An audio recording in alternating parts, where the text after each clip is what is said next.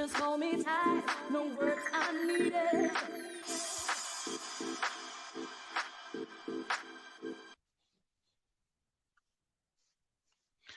Evening all, how are we all doing today? Thought I'd do a show. I haven't done a show for a while. Have a call in. If anyone wants to get involved, the link's in the chat. Be good to maybe have a chat just about how the season's gone on so far and whether we actually feel like we're actually challenging or whether we feel like we're kind of stumbling along and finding how we're going to actually challenge. It's an interesting one for me. I feel like we didn't buy enough tools to really put a challenge in, but then I feel like we kind of found something in the team which has been lacking for a year or so, probably 2 years, if I'm honest. As in that kind of mentality and strength and determination to kind of go and win a game. And it's an interesting one because so far this season we've gone a goal down in 7 games and we've only played 8, which is just crazy.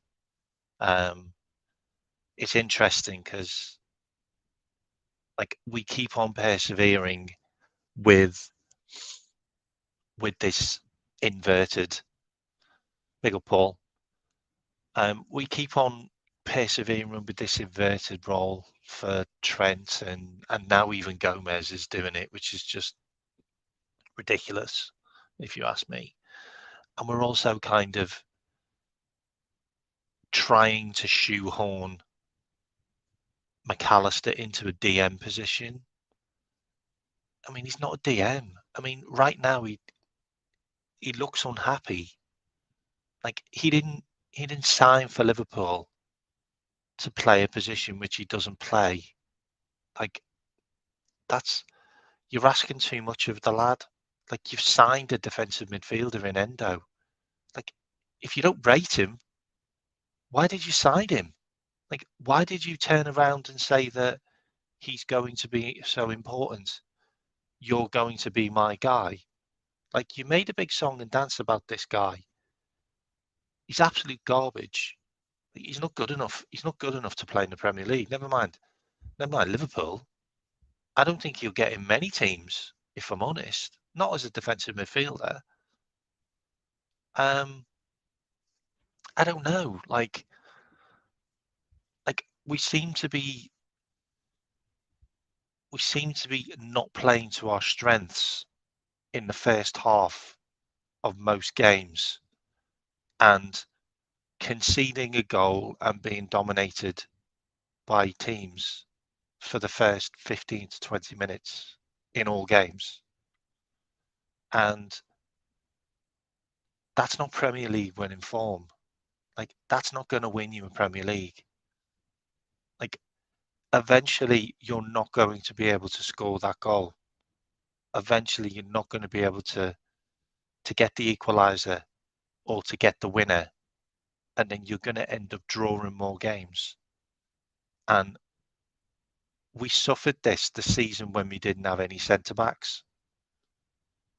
We conceded too many goals and we didn't have enough to score the goals to win the games.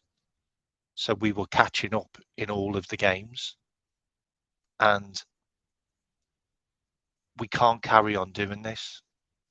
There has to be a time where we have to stop and go, look, enough's enough. Look, this inverted role isn't working because every time we play it, we can see goals. Every time we play it, Virgil van Dijk's looking shaky, like makes mistakes. Trent makes mistakes. Robinson makes mistakes. You know, Allison makes mistakes. You know, Gomez, Matip, they're all making mistakes when you're playing this inverted role. And you're putting too much pressure on your midfielder that's got to come back and collect the ball all the time from the defence, because the defence can't go anywhere because they have this inverted role that they're playing, or they have this sweeper keeper, or whatever we're arsing around with at the back, when it just makes more sense, and it's just simple to just play 4 at the back. We have quite possibly the best back 4 in Europe still, because we've got the best goalkeeper in Alisson. We've got potentially the best top 3 centre back in Virgil van Dijk. You've got potentially the best young centre back in world football in Canate, and then you've got world class, left back and right back over the number of years.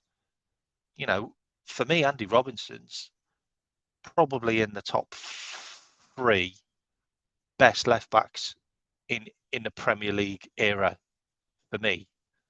Like, if you're going to pull names out the hat, then you're going to be talking like Dennis Irwin and Ashley Cole. Like, there isn't many I can put ahead of him. Like, there's really not many at all. I mean, Kyle Walker to a certain extent, but that's since he's been at Man City. And then you've got Trent, who's on a level of his own. Like, was it like 57 assists? And he's 24 years old. I think he's 25 now. Andy Robinson's got like 62 or 63 assists. Like, they are incredible statistics. Like, to go back to back to back to back in league challenges every single year with barely any rest, with very few injuries.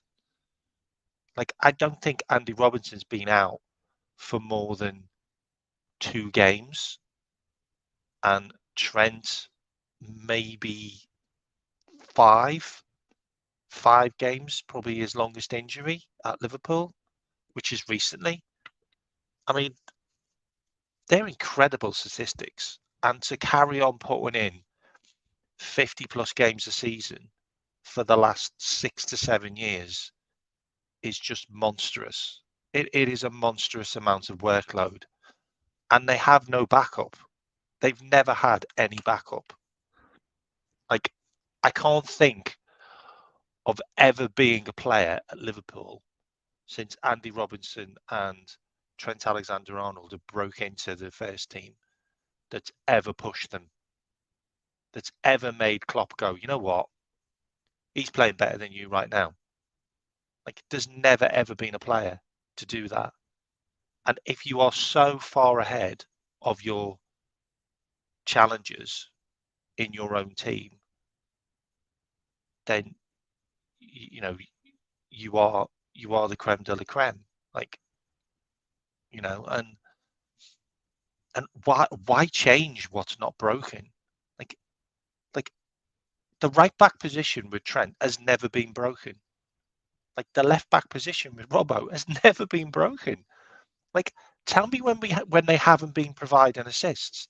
Tell me when they haven't been bombing down the wings and creating havoc and putting balls in and crosses in and breaking the lines. Like, tell me when they haven't done that, because they've always done it. They've always provided the width. They've always provided the attacking, element of the game for Liverpool. And, like, why change it? Like, why change it by putting Trent in an unfamiliar position where he has to come into midfield and then puts more pressure on Canate? Like, Canate has been a shambles this season because of this inverted role. It's not because of Canate. It's because of this inverted role. He's unfamiliar with it. He has to do too much workload. And then you're also putting that extra effort on your midfielders to cover for the area that Trent's vacated. And Like, I don't understand it. Like, what you're doing is you're basically giving every single team you play a head start, and then you're starting the race. Like, can you imagine athletics? Yeah, just imagine athletics, and the starter pistol goes off, and you wait 2 seconds. Like, they all run off, and then you go 1, 2, and then you go. Like, you are literally catching every single thing up all the time, and that's what we're doing. We're starting the game slow. We're starting the game on the back foot. We're not playing the way Liverpool play because we're doing this other formation with this inverted role, or this sweeper keeper, which we've now started doing. We're being caught out. We're being put under pressure. We're giving away a goal through mistakes, because all of them have been mistakes in all of the games. It hasn't been fantastic play by the opposition. A lot of it's been passing it around, losing the ball, giving it to a guy, he's had it taken off him. Like, most teams now know all they have to do is pressure the DM or the centre back, and that's what they need to do. And there'll be a mistake there, or there'll be a bad pass, or there'll be a bad touch, and they're in. And then we're 1-0 down. And then we're 1-0 down, and then we start playing. And that's what we can't do. We can't keep on doing this. Like, this isn't going to win us anything, because we're going to concede goals against really poor teams. Yeah. And we're not a great team against a packed midfield or a packed defence or a low block team. And every team that's going to get a goal up against us is just going to go into low block. And it's going to make it so difficult to get back into games. And we can't give goals away to Arsenal or Manchester United or Tottenham, like, you know, or the likes of Aston Villa, Brighton, and then you've got your Man Cities and your Newcastles. You can't give goals away against these teams because they've got better defences and they can shut shop. And then we're the team that's then trying to break them down, and then they can break on us. And we kind of started this all season now, and we're giving them 1-0 up and possibly 2-0 in some games. Like, there's been some games where they could have gone 2-0 up, and they probably should have gone 2-0 up in some games, these teams. But for Ali, it stopped it. And then we have to rely on Mo Salah. We have to throw that ball into Mo Salah and expect him to create the assists, you know, create the play. And then you're relying on Dominic Szoboszlai to pull a genie out of the hat. And you just can't keep on doing this every single game. This is 7 games we've gone behind. Like, this is becoming a way of playing. And this isn't the way you play. This isn't the way Liverpool play. Like, it's giving me a heart attack. Like, it's making me not want to watch the first 20 minutes of every game. And and there's only so many genies we can pull out the hat. There's only so many Steven Gerrard moments we can pull out of a game, and we can't keep on doing it. And we're doing it all of the time. Like, we're doing it away in a European game to Lask. You know, we're doing it against a Brighton. We're doing it against all of these teams now, and it's becoming a reoccurring thing. And the more and more we do it, the more and more the players are expecting it to happen. And we need to nick this in the bud right away. And for me, I think inverted just needs to stop, and Trent just needs to be told, you're a right back, and you're probably the best right back in the world on your day. Oh no! Get back up to it. Get back into it. How you doing, lads? All right. Doing all right, Someone bro. disagrees? No, I agree with you. I don't think Trent I hear someone go, no. That was me. Sorry, that was me. I agree with you though, because I don't think Trent Trent got it in him anymore. Like I don't think he's hungry enough to actually want to play right back. He doesn't seem like it. He wants to play in the midfield. He wants to play in midfield, but he makes He too does. many mistakes, even in midfield. He'll give up the ball. We haven't got Yeah, any it room does, in the midfield. Yeah. How many midfielders are we? Like everyone was like talking about, like we need 3 midfielders, 4 midfielders. We haven't even got enough room to play a DM now in Endo. Like what is going on with this guy? That needs to be discussed as well. That does. I haven't even touched on him yet. Like what is that going needs on to with be this guy? discussed. Yeah. Please fill your boots. Talk to me about Endo. Come on. I mean, Endo, I think like he should be given a fair chance. He's not given a fair chance. Like after how many minutes did he play so far? He played less than a game, anyways. So if he's played let's say 120 minutes or whatever, how many minutes he's played so far this season, that's nowhere enough to make up your mind what Endo can do.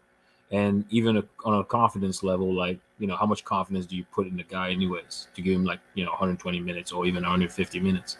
To me, it's it's a Klopp signing. He needs to actually play, not play McAllister in DM. He needs to play Endo in DM and let Endo do his thing, get him used to the team. At least the dynamics. I think there's a crazy stat that Endo's played more football with 10 men than 11 men at Liverpool. Oh, that's good to know. I think that's a stat. Oh man. Yeah. I mean, there's a lot of rumors saying that he was brought in. It wasn't. I don't think the actual Endo transfer was actually thought through. It was a last minute kind of buy of desperation. It's a panic buy. It felt like a panic buy. Yeah, that's the word. Because we didn't get Caicedo. Yeah, I wasn't overly keen on getting him anyway, and it seems to be since his career, since he started at Chelsea, I think we might have dodged a bullet there. I had this conversation before. I had it on a number of channels actually, and one of the channels was I think it was Grizz. I spoke to Grizz about it, and I basically said to him, I said, look, if we sign Caicedo, we'll win the league. We will win the league and we will dominate for a number of years if we sign Caicedo. And if it costs 100 million, it costs 100 million. And I said the reason why is because he works with McAllister. Him and McAllister work together, and there's not many players that you can pick in a midfield that can work together like that straight off the cuff. And I said they're plug and play. You throw them in with any midfielder we've got, and you make them 10 times better. And then I said to him, the issue I've got is if he goes to another club, he could be another Yves Bissouma, where he just drops off a cliff. We should have signed him when he was available. Well, we were looking at him, weren't we? But we should have signed him. We were looking at him, but that was the time when we needed midfielders, but we didn't sign any. We ended up signing left wingers. Yeah. Yeah, but also, I still think Caicedo's a real player. If he was with McAllister, it's too early to judge him yet, though, isn't it? It's too early to judge anything at Chelsea. It's chaos. It's also Chelsea, though. When you think about the team of Chelsea itself, not only it's chaotic, but also the fact that you don't know what you're gonna get with Chelsea at all. They had a couple good games or whatever, but the reality of it is even Endo, I don't know what Endo is capable of, because he's shown that for playing in the Bundesliga, that he was able to actually, show leadership skills and show whatever other skills. Even when the Germany played against Japan, he actually he made Kimmich look like nothing, like a child. The thing about that as well, and this is what our fans need to kind of understand. Did we ever see Fabinho? Really? Did we ever really see him? Did we ever really see him and watch him and go, "Oh my God, Fabinho was incredible"? Did you see all that stuff he was doing? No. You don't want to see your DM. You just want him to just go around doing what DMs do. And the best DMs are the ones you don't notice. Exactly. They are. Who was the DM at Chelsea? the French Not lad. Makelele Before Makelele. You never seen Makelele do anything. No. or Like John Maybe Busquets, you never Mikel. seen No. Busquets do anything. You know, you don't No. see these players do anything because that's what you don't want to see them. You don't want to see them doing loads of things Casemiro because when he was at Real then Madrid. you know that they're having a bad game, or Yeah. we're relying on them too much to do other things. Yeah. And for what I've seen of Endo, I haven't seen Endo, which is probably a good thing. He's probably doing the right stuff. But Klopp has to play McAllister. I said this all along. When you sign players that cost like 50 million plus, there is a need to put them in your team. Yeah. And he's putting them into the team because of the value and because he's bought them. And he's not going to leave them on the bench. Can I just say one thing? And McAllister's a big signing for us. I will say, But I think he's unhappy. Yeah. He looks unhappy. Like, he looks unhappy now. I watch him on the pitch and he's not having a good time. Like, he's come to Liverpool and McAllister, he's come to Liverpool and he's... I told you, really Klopp ruins players. He does. Klopp ruins players. I told you. He's the destructor of players' confidence. He is. Yeah. Yeah, Klopp. I mean, you're right about that. Klopp tried to make a player fit his system rather than actually make the system work around the player. I mean, I don't want this. I definitely don't want this calling to be a Klopp bashing because he's done a lot of good things this season. Yes. He's done but he really does. But he really needs. About him. Yeah, but he really needs to just literally say to Pep and Linders, can you just fuck off with this inverted now? Like, can we just stop it? I don't mind it, actually. Ali's now starting to do stuff that Ali doesn't do. Like at Brighton, like Ali made 2 mistakes at Brighton. Like his pass out was shit to Virgil van Dijk, and then Virgil van Dijk cocked it up because he keeps on giving it to the DM in that position. He's done it to Trent twice now, and now he's done it to McAllister. Yeah, I think every team's on that. Every team is on that. Yeah. I have a question to ask you, actually. I've seen a lot of people come down on McAllister when it was Van Dijk's mistake, because Van Dijk read the game really poor on that pass. Like, that was a very poor pass. Oh, Van Dijk's done a few now. Yeah. He's becoming serial. He's becoming serial like hospital ball to a couple of players now. But I've not seen many people actually come out and bash on Van Dijk. Like, I bash on Trent. Yeah, it's like he's sacred. It's like he's sacred. You can't criticize him. It's not criticism. I think anyone out of that, least to blame is McAllister. Yeah. McAllister did not want the ball where he was. What's he going to do? The only thing he's going to do is fall over. The only thing he can do is get fouled. Because he can't pass it. He can't pass it to anybody. He's completely taken from every side. Like he had 4 players around in his blind spot running at him.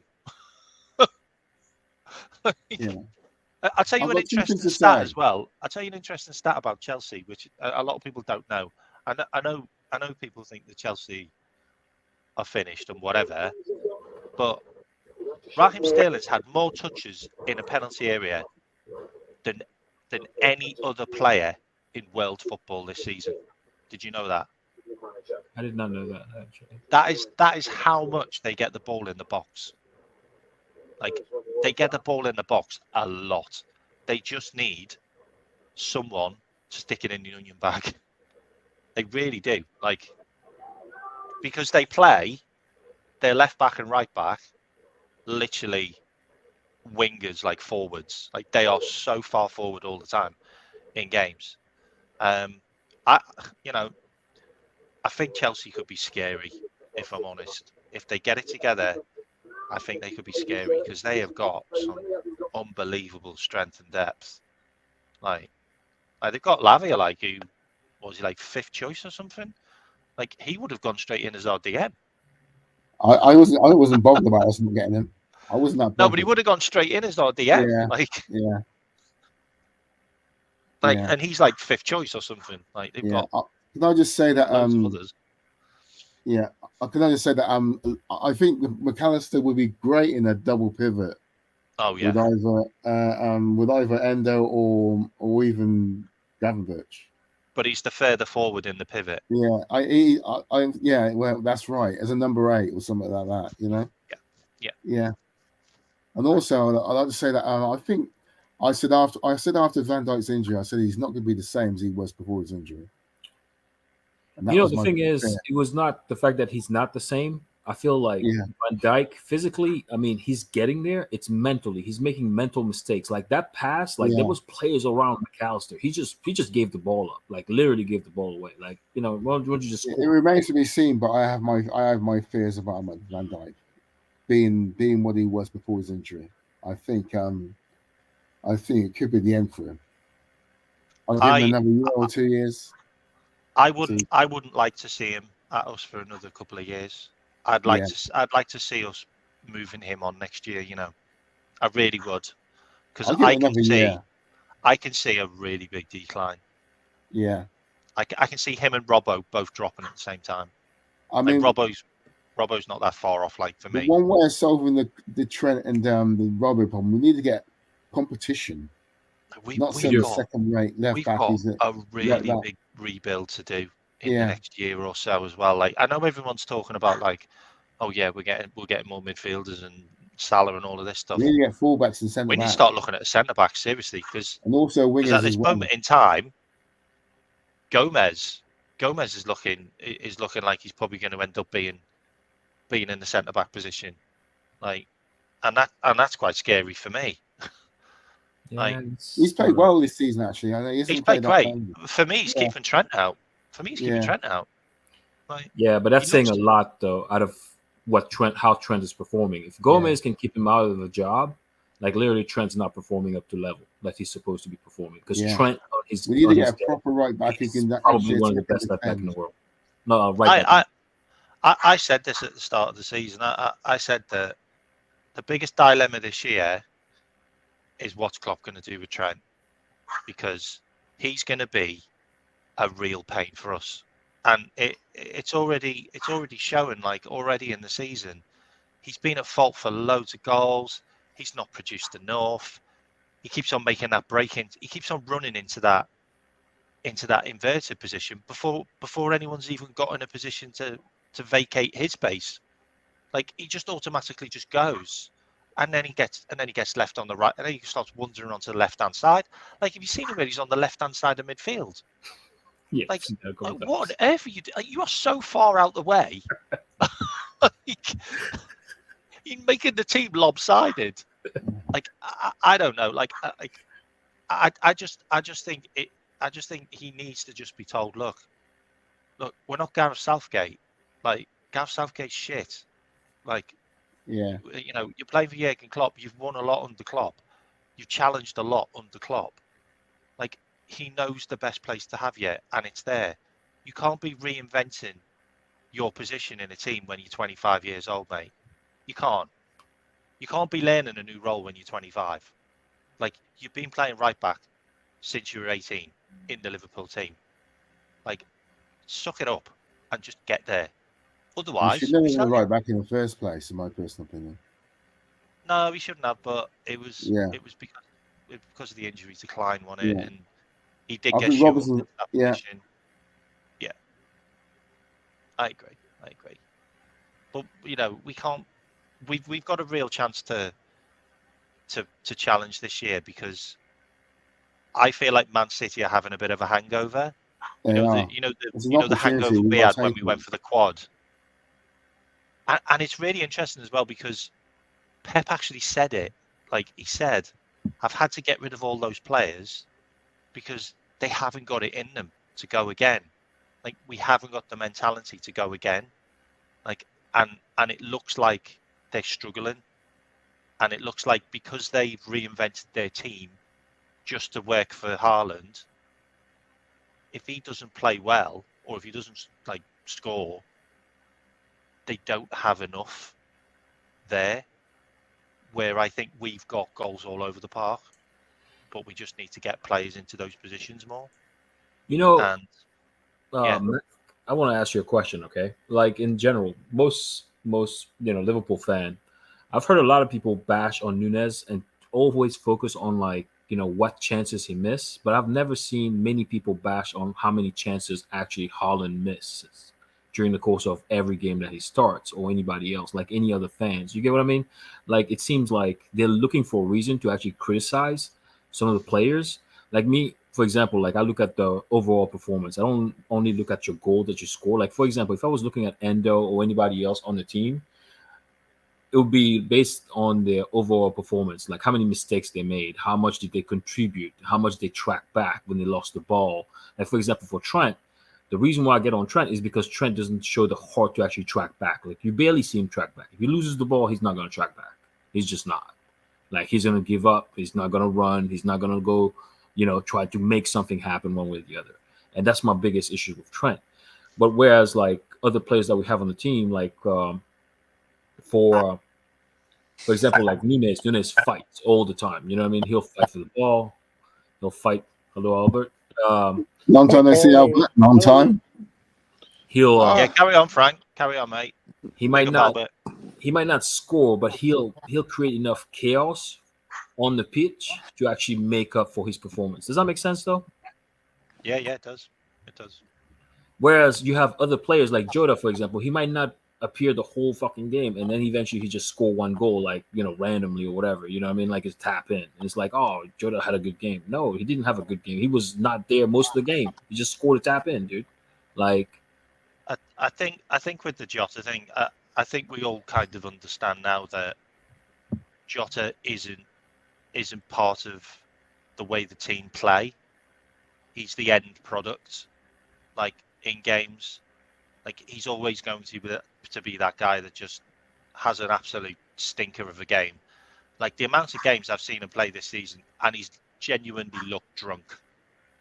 Like he's falling all over the place, bouncing off players, like touch of an elephant, and then scores. And you're like, okay, that's fine. if that's what he's there to do, then that's what he's there to do. And I can live with that. But if you're trying to incorporate other players to do more into the team, and then their end product isn't there either, then that's when I'm going to start questioning things like that. And I think we've got a lot of players that are team players that can be involved in the structure, like McAllister, like Sabolsai, like your Nunez's, like your Diaz's. I'd like Nunes to be on the end of a lot of stuff, if I'm honest, because I think he exerts too much energy throughout the game by making these runs and trying to do more than he needs to, when I think he's an instinct player as well, that if you just get him in a position, he'll hit the target all the time if he doesn't have to keep on doing all of the other stuff, which is a bit like what Gakpo does and a bit what Salah does as well, and Diaz to a certain extent. But I'd agree with the Haaland thing. Like Haaland misses an absolute bag full of, like, some of his stuff.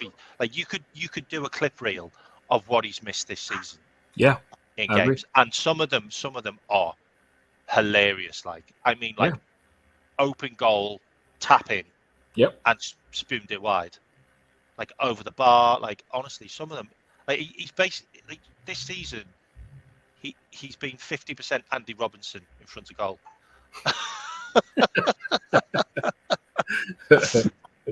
You got anything to add, Albert, mate?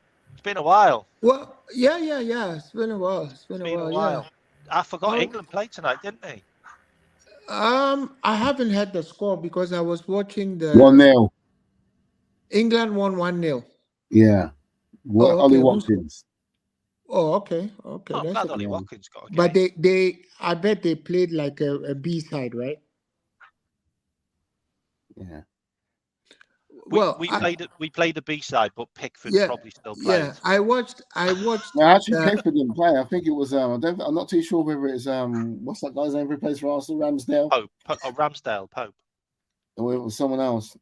I watched France and Netherlands match. Virgil did his thing again. Gave balls away, and the Dutch conceded goals.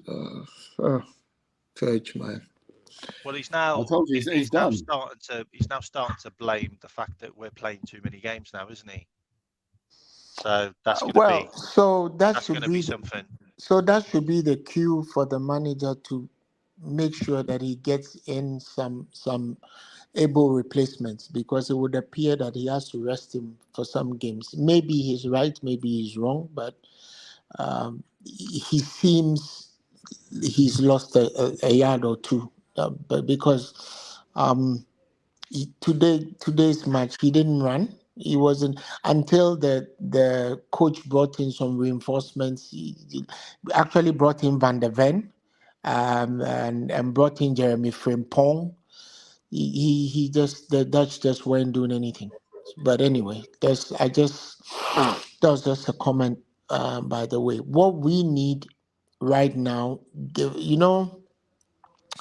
sometimes once again, K-Mac, our manager doesn't.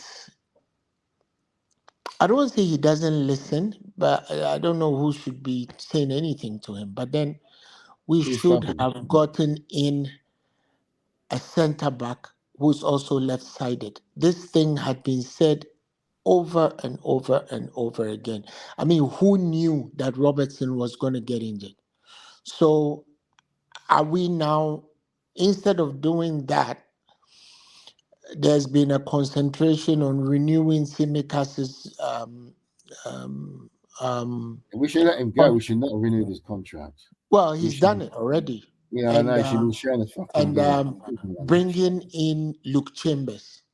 So are we ready to field Luke Chambers?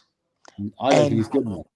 And Simicas as our our centre backs, given the fact that we're going to have matches against Man City, we're going to play Arsenal, we're going to play Man United, and I think we have Fulham.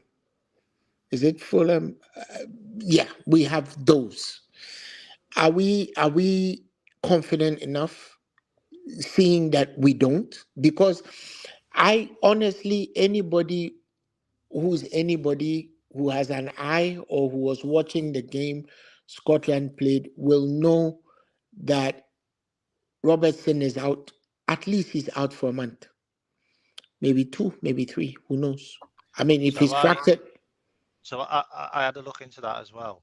So he's obviously come back to the club for a scan, and the diagnosis is if he has to get an operation, it's a possible 3 months. Sorry, it's possible 3 to 6 months. Okay. So if it's no operation, then it could be it's going to be at least 3 weeks, because that's what Paulinia's was. It cannot be 3 weeks. Paulinia was out for a month. It cannot be 3 weeks. If you watch the game, I mean minimum. In Paulinia's case, incidentally, that Paulinia's match occurred here, so I was actually watching it. Paulinia didn't come down from a height. Okay, this kid he jumped high, aggressively high. The goalkeeper took his legs from under him. He came from a height and he went down with his right arm, and then the goalkeeper fell on it. So I know the goalie fell on him. That was the worst part. The chances are that it's broken. Chances are he's got a fractured collarbone. That may require surgery, maybe something, a pin put in, some titanium thing put in somewhere. I would say Robertson is out for 3 months. I would say. You know what though, and I'll let others talk on this as well. I don't like seeing players get injured, by the way, and I think Robbo's been pretty good this season, if I'm honest. Apart from the last game where he was dogs. But I genuinely believe that the last game he was told to do a lot of that stuff that he was doing. Like, that was direction. This really could be a chance for Quansah. This could be a chance for Quansah to stake a claim. Like, but if we're will they play? Would they We're play going to him on play the left 3. side of the? Would they play him on the left side though? I think they could. I think they could. I think he's good enough to play because he's a left-sided centre back, and he's going to be doing a lot of centre back play because that's not Robinson hasn't been asked to do that bombing on Marauder and stuff this season. He only did it at Brighton, if I'm honest. That's the only game where I've really seen him going crazy. But Klopp will not change the system to you know how Klopp feels about a back three. He's even said it in a beer ad. He won't change to go to a back three. He's not doing that. I just don't think Shimikas is good enough. Many of us don't, but he's going to use him. And if he's not going to use him, he's going to use Luke Chambers. Okay, so Luke Chambers. This could be a chance for Luke Chambers. Maybe. Like Xabi Alonso wanted Luke Chambers. There's something there. Maybe. Because I don't, I like his size. What I like about Luke Chambers, I like his size. He's a big boy. At least he's 6'3". He's a big boy. Oh, he's growing. So, and he's still growing. Going to be out with any injuries. Maybe it will be a chance for him. But the only plus side of Robbo getting injured is it will prick Klopp to know that even Superman ain't invincible in that way, and he could actually get injured. So he will go in January and get himself or get us. He'll get Hincapié, won't he? Yeah, quality left back. Yeah, he'll get him because Hincapié can play both fullback confidently, and he can play as a centre back. He played as a fullback when Colombia played Uruguay just yesterday. So I think Quansah could replace Virgil van Dijk.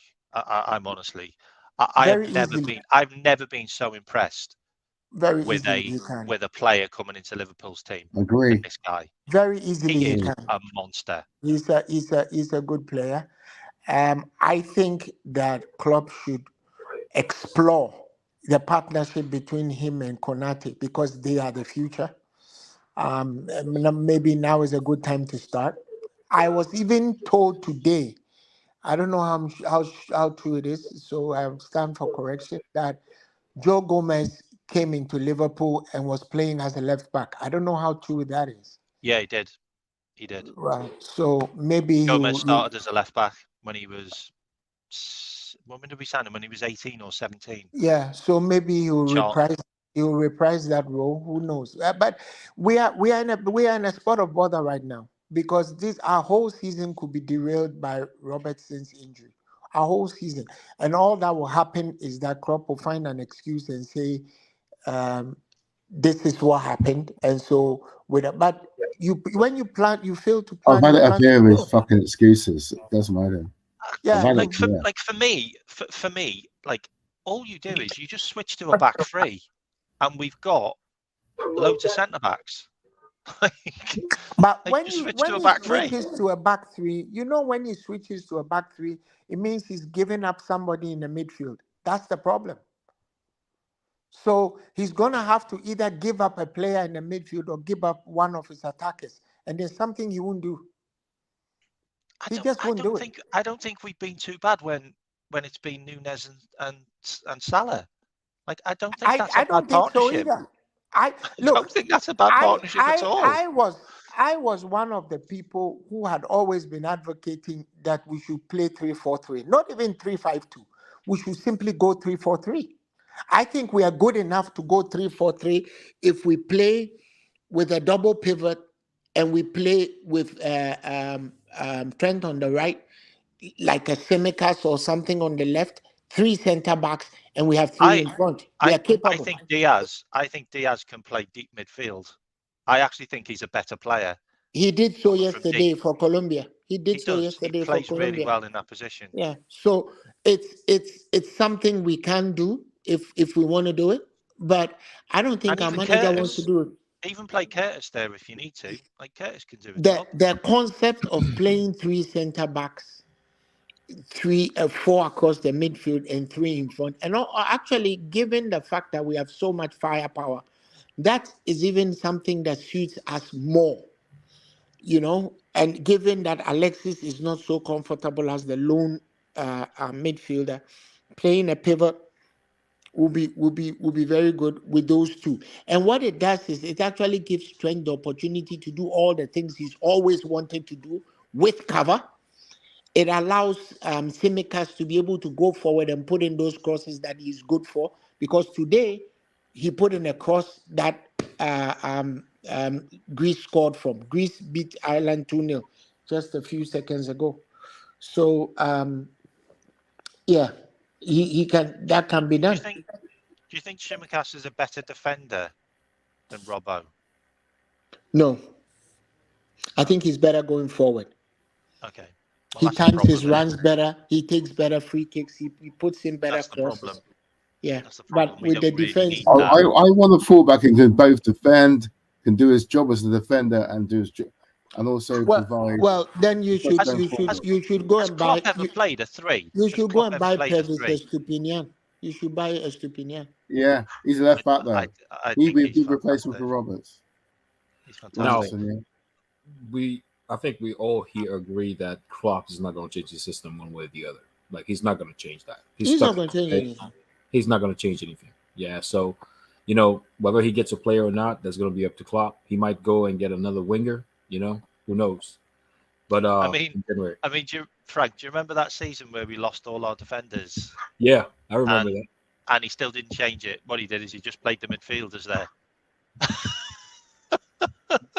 Yeah. he could have changed it. He could have Klopp for you, though. He could have changed that up, but he just played his midfielders there instead. Yeah, that's Klopp for you, though. But also the thing is, one thing I don't understand: how come we don't have more competition at every single spot? For example, Trent at the start of the show. Yeah, I don't never understand been competition for Trent and Robbo. Never. Trent and Robbo and everybody else, even Van Dijk, you were saying about Kwanzaa. Kwanzaa, the thing that I'm impressed about Kwanzaa is the fact that he does not make that many mistakes. It's not the fact that he's so great; he does not make mistakes, and that's all I want. It's because of his age. He's playing very, very carefully. Because of his age, he's well groomed. He's been through the mill. I mean, he was the captain of the England under-20 team in the just ended under-20 World Cup in Argentina. So he knows his craft. He's a very good player, and I think that what we should do is give him the opportunity to excel. I honestly think, I just saw Virgil. This is not Virgil that I know. Something wrong with him. Virgil, I don't know what he was thinking, but that pass was awful. The same thing I got on Trent for last 2 times. I think against Chelsea he gave up a goal, and against what team did he give up another goal? It was Chelsea. He's just done it again. This match. He's just done it again. He just gave the French a back pass. 6 minutes. He gave a pass, a forward pass that the French intercepted, and they scored. He just did it again. I said this on a number of shows at the start of the season as well. That I think giving him the captaincy hasn't helped him either. I think he needed to just focus on his game more because he's been slipping. And look, the thing about it as well, and I'm going to compare him to a couple of players. So do you remember John Terry? Yeah. John Terry lost some of his attributes. Yeah. So he lost his pace because he got old and whatever. But he changed his game to suit still having top performances in matches. Virgil is still playing like he's prime Virgil. He's not. He's not prime Virgil anymore. You're going to have to work harder. You're going to have to run more. You're going to have to put yourself in positions more. You can't be just strolling around the pitch thinking you're the Rolls Royce because you're not the Rolls Royce anymore. Right. And you get picked off. You're getting picked off, and players are running past you now. And you're choosing not to run with them. I've seen him do it so many times now. And he feels a little bit like Trent. It feels a little bit like they've got to a stage where they just believe their own hype so much that they feel like they don't need to work as hard as the next man. Right. But you said you hit the nail on the head. Catching them out. You hit the nail on the head, actually, K-Mac. Like, Albert is from the States as well. So the thing is, like, in football, American football, that is, when you don't have the pace anymore, like, let's say, for example, if I was playing, I mean, I played some football. So American football, that is. So if I was playing strong safety or free safety, I don't know if you're familiar or not. Like, generally, if you don't have the pace, what end up happening is you cover the angle. So you can make up the pace from the angle. Does that make sense? If I mess up the angle, That's Pythagoras theorem. yeah, you get what I mean, though. So you're making up the angle. So if you mess up the angle, then you can't make up the distance, and you're not going to be able to catch up to the player. The problem with Virgil is he's not thinking like clearly that, hey, I don't have that pace anymore. I can't do what I used to do before, so I have to play it as an angle and cover the angle correctly. If I don't adjust it correctly, then I'm out of position and I can't make the play. You know, and that's a big issue with Virgil because he thinks like, okay, but my biggest issue is not the fact that he can't do it physically; it's that he doesn't have the pace. It's the fact that he makes so many mental mistakes. Like his mental mistakes are there. Like for Newcastle, that was silly, man. Like, yeah, you could have said you should have just shut up and walked off. Like you got a red card, just walk off, man. You don't have to run your mouth. You know what I mean? Just run with it. You got red carded, just get out. I also think it was a silly tackle. It The was, guy didn't yeah. even have the ball. The guy Yeah. didn't even have the ball. He was going Yeah. wide. Like why on earth would you do something that daft in a game where it's an important game because it's a big game, but it's so early on. Like you're leaving your team. You're the captain. Yeah. You're the actual captain. Lead by example. That's a little bit like, you remember when Stevie G used to go in like 2-footed sometimes in real Yeah, I hostile remember that. games, Yeah. and he'd get himself sent off. He did it a couple of times, Mhm. and you're just like, that's just daft. Yeah.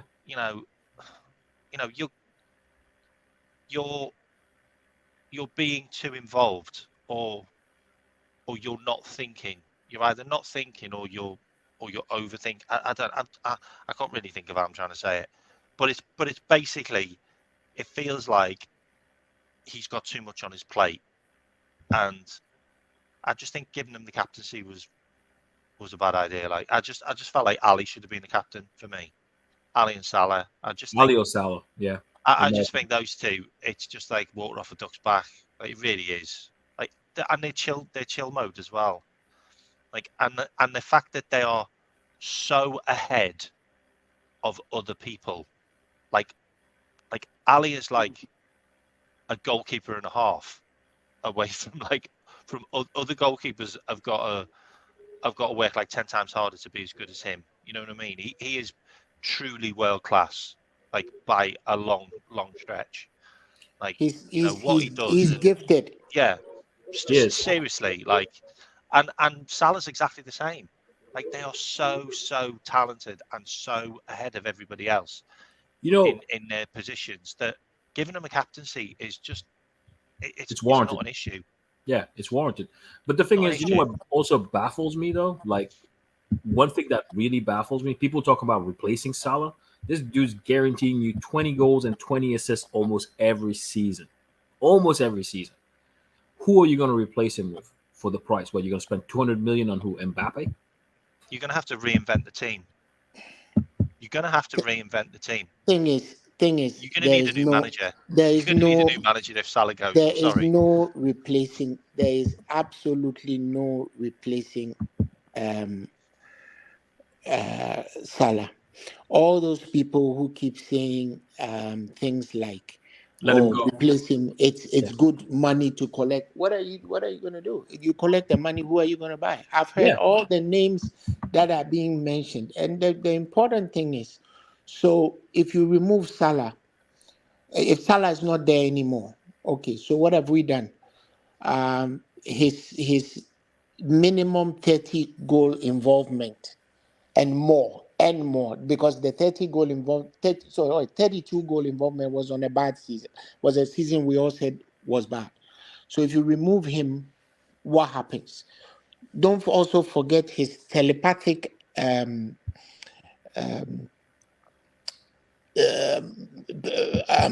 arrangement, or his telepathic arrangement these days with Nunes.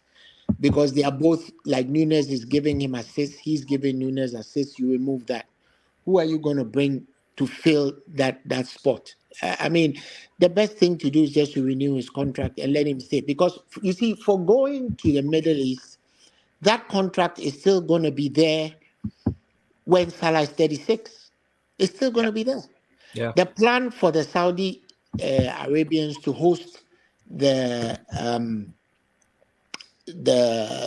World Cup is 2034. So there's no rush, really. No rush. If they are planning to use him as the face of their bid, it's 2034. 2030 has already been given to somebody. So it makes sense that we renew him, let him stay, because in actual fact, Mo Salah earns about £1 million a week at Liverpool. When he and his agent contributed to that Harvard Business School That came out, program. didn't it? That came Yeah, out recently. he Yeah. actually earns about £1 million. So what we Yeah, he thought does. that he earns 350,000 is really not true. But I'm sure written in it is bonuses, goal contributions, win bonuses, things like that. So let's make sure we convince him to stay a bit more. For me, that's what I see. Yeah. And then when he leaves, that whole team is transformed into something else. You can't replace Mo Salah. It's not possible. You can't replace him. I agree. I Yeah, just All but want these to things we can't like keep him forever either. We've got all these things like we are we've going to got- bring this we've got- guy, and this guy plays like him, and he's gonna you are going to bring Chukwueze, and you are going to bring Kudus. I disagree with all No, of it. none of them can play like him. Not possible. But you can't really. But at the end of the day, you've got to deal with the issue as soon as you can. The sooner you tackle the issue, the better, the easier it will be to actually what can I say? Or give us more time to actually find a replacement for him. Because I think the best outcome, Paul, would be when Klopp goes, Salah goes. That would be the best outcome. that would mean because we're not going to expect. That's not going to be. That That's would not mean going to we be need on to our change the hands. team completely. If the Saudis come back with a decent offer, What's 300 decent? million, 200 million? He's going to go anyway. We can't. You do said anything 200 about it. million? Yeah, 300 million. 300 million. Okay. Yeah, three. They won't pay 300 300 million. million. Yeah, they're not going to do that. They won't pay I 300 just want million. to I just want to reply to the comments about Ali. The thing about it, though, Aaron, is we've got loads of captains on the pitch. Like we've literally got like the Japanese captain, we've got the Hungary captain, we've got the Holland captain. we've got a lot of captains. We've got the Scotland captain. We've got the Egyptian captain. We've got loads of captains all over the pitch. So Ali could be the captain, and then we just have the team act like captains. You know what I mean? That's kind of how it worked with Liverpool. Like back in the 90s, we had Gerrard, who was the captain, but then we had Carragher that was really the captain. I hate to use this as an example, but you remember Schmeichel, who played for Manchester United? Yeah. That dude was a captain for his team. Like he led that team sometimes. So and for those of you who are old enough to remember, he led the Danish team to win the 1992 European. Yeah. So my point is, a goalkeeper can be a captain if he's good enough to lead on the field. They know what character he has, and you're right about Ali being a captain. Both you, Albert, and Paul, agree on that. Like we all agree that he can be a captain. This guy, without him, we would be in some serious hot waters without Ali. But like I said, for my biggest issue is also the fact that a lot of people tend to put what's his name, Doak, on a pedestal. Like he has not done anything. I couldn't agree more. He has not done anything. Why is he on a pedestal? Like he's the next Messiah. He's going to walk on water. I think he's been overhyped. He makes really, really bad decisions, Doak. Yeah. And if that doesn't change, if that grows with him, he's going to have a problem. Yeah, I agree. Couldn't agree more. But what I'm saying is, while he's a 17-year-old kid. with Yeah, no but assists or no goals. Like, just yeah, we he's need to just 7 like stop even talking about him. right. But what are people saying? Like, he's supposed to play, and other people who have been proven and put through the fire, been proven over and over again, should be the one playing, not Doak, who has not proven himself. He has not earned his spot. My biggest thing is earn your spot, man. Like, if you want to beat Salah, you want to earn Salah's spot, beat Salah out of the job. Like, literally beat him out of a job. There are a few political players in Liverpool who are there because of politics and not really because of an overarching ability. But that's another story for another day. So the thing is, Ben Doak is in no way ready, not a chance ready to in quotes succeed Salah. No chance. If we're A lot gonna of our look, fan base is pushing him there, aren't they? if we're really going to say somebody is going to succeed Salah, we're going to have to go out and buy somebody. There's only one player that I see who comes like maybe a halfway house towards playing like Salah, and that's the kid at West Ham. What's his name? Jared Oh, No. I ain't touching with a barge pole. You mean about Jared What's his Bowen? name? Yeah, but Joe I'm not even saying that. That's why I said halfway. He's not even. I got someone who's better than that. Pedro Neto. Neto's You actually see, good. my That problem with Neto Injuries. is that he's going to get injured. Injuries, yes. That's Salah- a lead answer. There's only One one of the player. things. One There's of only the one things. player. There's only one player that can replace Salah. I'm sorry. Vinicius. There's only one player that can replace Salah, and he plays for Arsenal. Really? And it's Saka? Bukayo Who- Saka. I'm not Bukayo big on him Saka. either. Nah, I don't. Not Saka. I see It's just not Vinicius. gonna happen. No. Nah, I see Vinicius. That's the only player because Saka Well, never. let's talk about I'm players we talking can about. get. I'm talking about a proven Premier League player. Let's by the about way, players Greg. we can get. Proven, never injured. Saka's never injured. He hasn't been injured in 2 years. This He's kid injured is now. Until very, now. very He's special. injured now. Until now, yes. He's Exactly. injured now. Yeah, Yeah, but but he's been totally overplayed, like because Yeah. they relied on him. But yeah, But but Salah plays I almost hear every you. game. The only thing though is that Arsenal will never sell him. Never, we had a chance ever. to get him. Yeah. We had Sorry? our chance, but we didn't go for him. Well, they won't Like, sell he him. was man. on an hour and about his contract for a good 6 months. They won't sell him. Arsenal will never ever sell him. And sell him to us? No chance. No, I'm just saying. There's only one player that I don't think Saka's overrated. Seriously, he is not overrated. I didn't say he was overrated. No, but I don't Saka's think He is good. very, very special. No, I think Saka's really good. You're right. He's like- he's a very good I player, think but he's he's like not special. 21, isn't he, or something? Like, Yeah. He's 22, I think, right? He's Oh, yeah. 22. now. Yeah. Very I will special. take Musiala over him. No, I'm just I'm just talking about proven Premier League proven. That's all. Yeah. Like come yeah. straight No, in. the only player that I That can hardly see matters a in my bad job. opinion. Day one. I can replace Salah right now, it would be Vinicius Jr. Like if we had that kind of money, like 300 mil, yeah, I would go for Vinicius Jr. That dude's a We ain't even going to touch his wages, mate. Really? You Not don't like think so? 600 grand. He's not like 600 grand a week. Is he? Yeah, but Vinicius Jr. isn't going to leave Real Madrid. Real These players Madrid. just don't leave. They Yeah. just don't leave these clubs. I mean, Unless they're Casemiro left. Hmm? Casemiro left. I mean, like I think he could leave because he was upset about the whole racism thing that it was going on in Spain. So And he's still there playing. Well, if And they we signed wanted another him, black player. if we wanted him then, if we wanted They him signed then, another black player, Jude. if we wanted Like- him then, we Yeah. lost the opportunity. The other thing is that the only other thing that could destabilize anybody there is the arrival of Mbappe and Mbappe's behavior. Yeah, But I think they're going to make it work because think he'll Mbappe I don't think he'll is go. sorry. I don't think he'll leave. I don't think he'll leave. Hmm. I don't think he'll leave. Like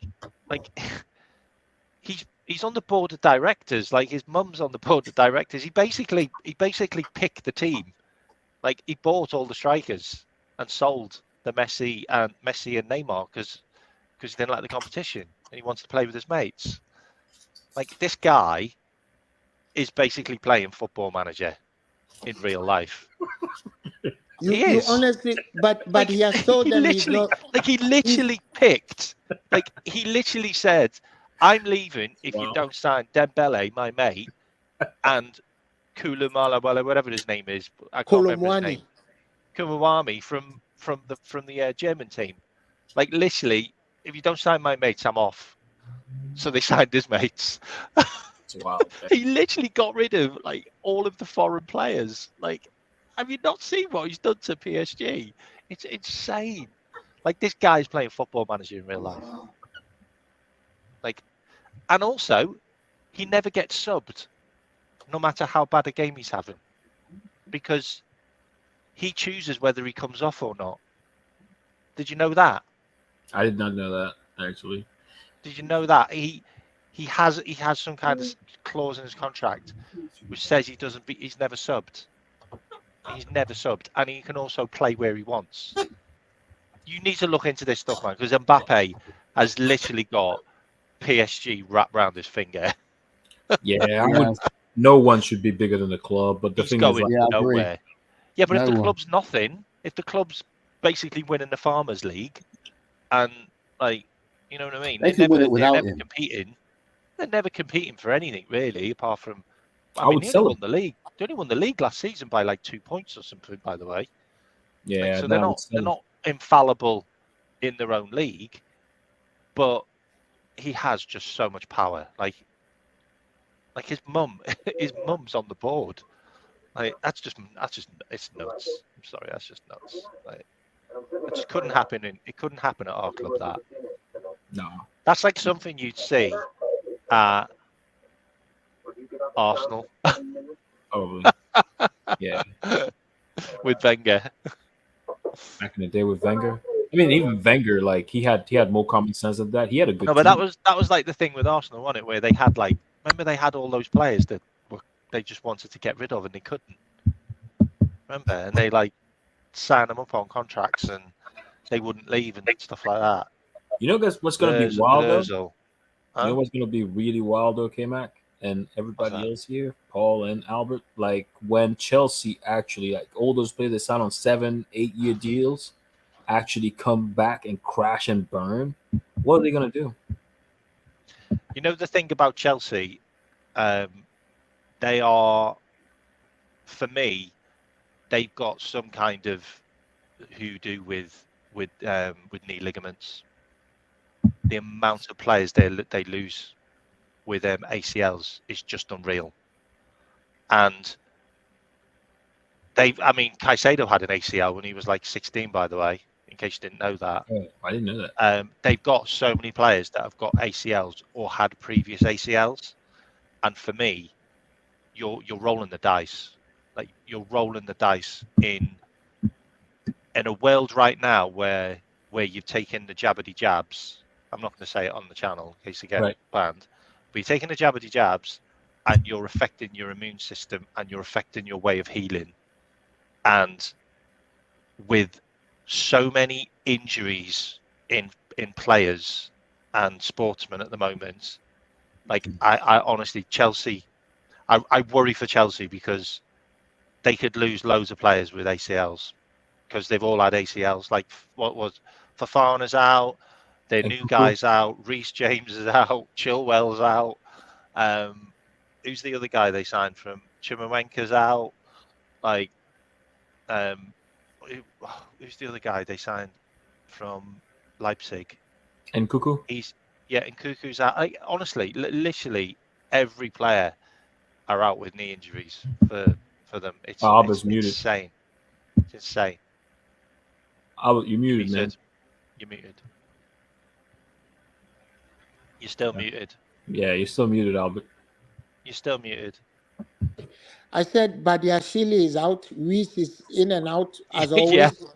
Fofana is a fruit bomb. He's always injured. I mean, everybody is always injured in that team. I don't know. 80 million. He was 80 million for Fofana. Dude, Yeah. Like these players are insanely expensive on crazy Yeah. wages. Yeah. Like honestly, they must be hemorrhaging money now because they haven't got the Abramoviches anymore that was paying like I don't know. Wasn't he covering Yeah, like but the guy has something had like to go. 100 The million guy a has month to or go. something? The guy has had to go somewhere to get more financing to buy to finance the team. Chelsea is going to go under very soon. Very Well, he had very to go soon. to PIV, didn't he? Didn't he have to go to PIV to get more funds? Yes, he had to go somewhere to get some money. He's So they're not. bought by Americans and they're being cash He's not funded running the team. Financed by Saudi. by Saudi. He's It's the not running the PIC group, team. yeah. He's not running the team with any pragmatism. And you know what? Had it not been for the fact that the Saudis have purchased most of his players because the Saudi PIF have money in Clear Lake, Chelsea would have gone under by now. Yeah, they would have got done for FFP as Because well. they put in, I think the total amount of money was about 360 million pounds in purchases that came to him. Otherwise, the team would have gone down by now. I mean, Crazy. not to talk about the big favor that Manchester United did them. What a bunch of idiots, Man U. How do you put 55 million pounds in your opponent's pocket over a player who cannot even kick a ball to save his life? Like, was it like no assists, no goals so far this season as well? I mean, he's He's going to be breaking Richarlison's record, isn't he, Steve? He has been awful. Mason Mount has been. Did you see him in the last match they played? The one that McTominay came in and scored twice. He was Did he awful. get picked for England, by the way? Did Mount get picked for England? No. Okay, well, that makes a change. No. I look. Southgate has better players to pick, like Jordan Henderson. I've been a fan of McTominay, by the way, for quite a while. Like, I think he's a good player. I'm not a fan. Yeah. By the way, I think he's a decent player. I think McTominay doesn't get a good rap. I don't know whether it's his name that's not so sexy or whatever, but he's a good player. I will have him in Liverpool anytime. I wouldn't have him in my club. At a time like this, when we need somebody to play as a halfback, I will have him anytime. When Brighton were linked with him, I was like, that's a good signing. Like, I was like, that's a good signing. And when you see that the likes of Brighton were linked with him, and they did try to get him, you know, there are some players that there's a reason why. There's a reason why they were linked with him. Like, some players simply don't get a fair shake. I mean, I'll tell you one of them. Some of you may disagree, but I think a player like Fred got a really bad shake. I agree with Fred than I do with McTominay. Fred was a decent player. Like, yeah, Fred has been badly maligned. And since he left, he's been missed. He has really been missed. I mean, this guy, Egghead, what's his name? Ten Hag should really thank McTominay for saving his job, because word on the street is if Brentford had lost last week, they would have fired him. Yeah, I think so too. Yeah. I think so too. Did you see his goal against Spain as well? That got disallowed. The one that was disallowed. That was the tragedy. That was a tragedy. That goal should never have been disallowed. No goalkeeper was saving that. No. It's an interesting one as well, because it looks like the VAR refereeing is kind of the VAR bad decisions have kind of creeped into the international games as well now. Well, yeah. I mean, what do you expect? It's when the EPL are doing it, everybody follows suit. But the okay, no. I thought it was an English referee. No, it was no, it wasn't an English referee. It was the other match It wasn't. No, it wasn't an English referee. But that goal should have stood. And if it had stood, that whole match would have changed. Spain may well have gone on to lose. I thought they actually looked for an opportunity to make sure Spain don't lose. So we'll see what happens. Yeah, they want to make that league competitive, don't they? Like all the way to the end. They don't want Scotland to go through straight away. Do you want to talk about referees, anyone? Like no. I just got to say I got shift, mate. My computer's frozen. Okay, mate. Okay, take care. Thanks for having me on. I'll catch up with you again soon, mate. All right. Yeah, I don't want to. It's Friday, man. I don't want a headache. I just like, I'm down to talk about whatever, man. Like, yeah, forget the referees, man. They are, no, What about nothing is the going to change. Nothing is going to change. They are going to do what they want, and then when they finish, they simply say we apologize, and there's no priority given to the aggrieved party, so to speak. Um, so what are we complaining about? Nothing. what about the fact that we've been given another early kickoff? Yeah, we will be. It's the 14th time. We are Liverpool, remember? Like we've been given another early kickoff. Like you would think that they might maybe start laying off doing shitty things to us I think after the I fact that think we've kind of clocked on that they're doing shitty things to I us. think Klopp and the Liverpool management have done very well in standing up to them, but there's a little bit more to go. Yeah. Um, I they think should protests are needed, they by the should way. forcefully let them know that they are not they will not agree. If they want to postpone the match, they should postpone the match completely Yeah. and postpone the day. But Yeah. this business of having us travel down the M6, is it the M6 or M62? I think it's the M6, right? To go to M62. M62, yeah, to go to Manchester, to go and play perhaps the most difficult match of the season after our players return and from South America, and they are all like zombies. What's that supposed to mean? The thing about What- it as well is, like I'd like it if they just postponed that match and we did that game like at a later date, or maybe even kind of swapped it round and we Yeah. did the Man City game Yeah. at Anfield when we open up the new stand, because we've postponed it to next year now, and the only Well, games we've got in January. Man City have a right to say they don't want to swap it around. But as far as they are concerned, they also have international players who will be coming back late. I mean, they Yeah. also have South American players. So it's in both our interests that doesn't happen, because frankly, the distance doesn't- between Manchester and Liverpool is not that much. It's 30 miles at most, right? It just doesn't make sense that you would have the biggest game of the season at 12:30. Like, that's not prime time. It makes That's not zero prime time. sense. It makes zero Not sense. prime time. You have On that Sunday- at 4 On 4. Sunday at 12 p.m., most people, and I know many people are churchgoers, many people are actually in church. So why would you want to do that? But they don't care. It's like they don't care. And they forget that this is the goose that lays the golden eggs. They don't care. They don't care. Some people have actually, and I saw a lot of complaints. Some people are actually planning to go watch the match. And they're talking about we need to change train tickets. We need to make different arrangements. We need to do this. We need to do that. And it's just becoming a problem. And it appears that nobody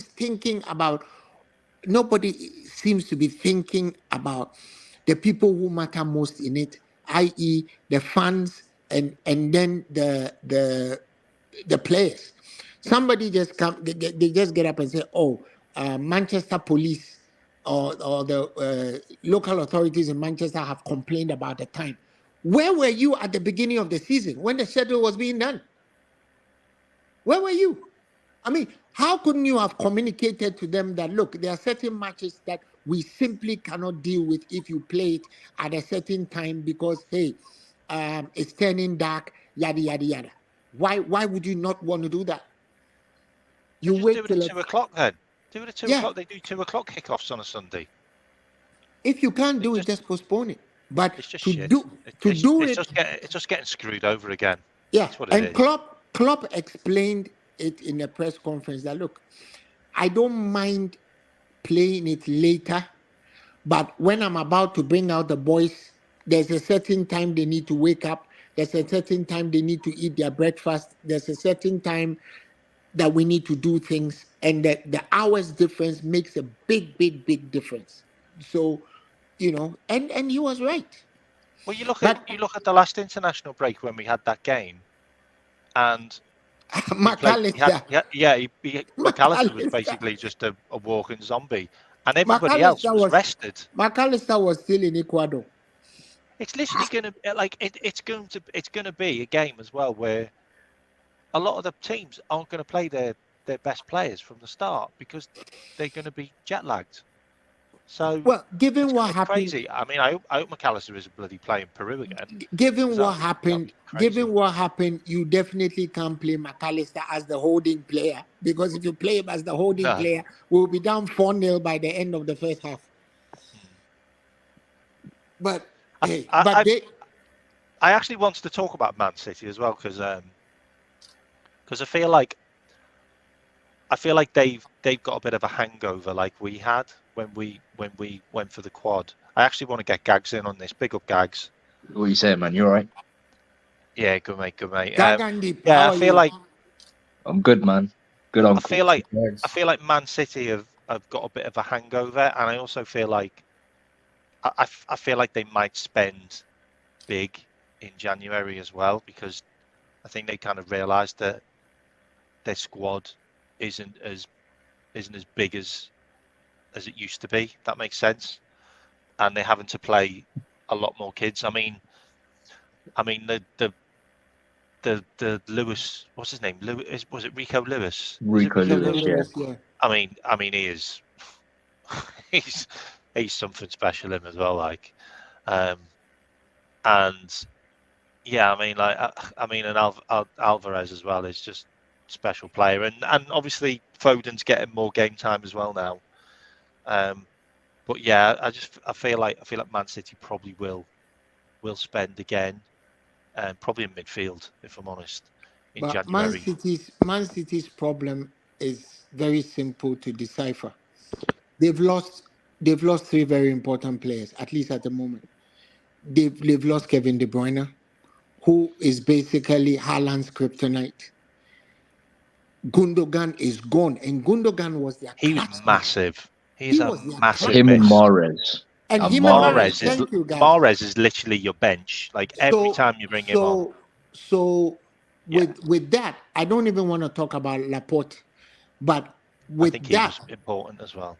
it was massive. I at don't the think back. he was as important. I'll be honest. No, Gavardio he was an was- upgrade. Yeah, but Guardiola is not playing as well as Laporte was.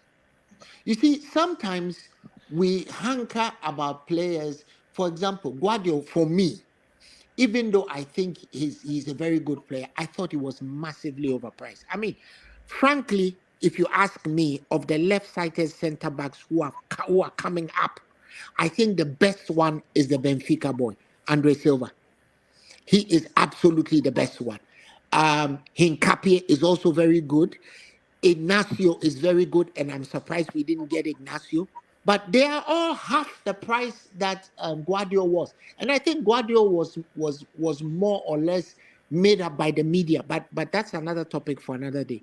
I He's been playing left back. also feel like Guardiola's fee is because of Croatia, how well they've done in tournaments with him.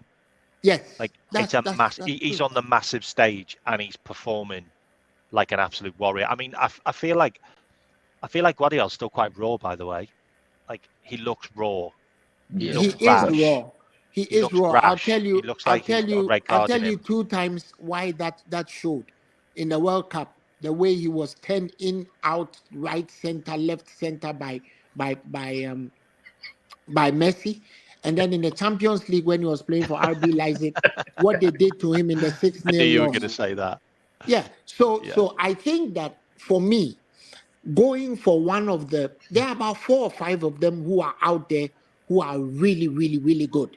So we can get one of them. But I We think won't get Man- Silva.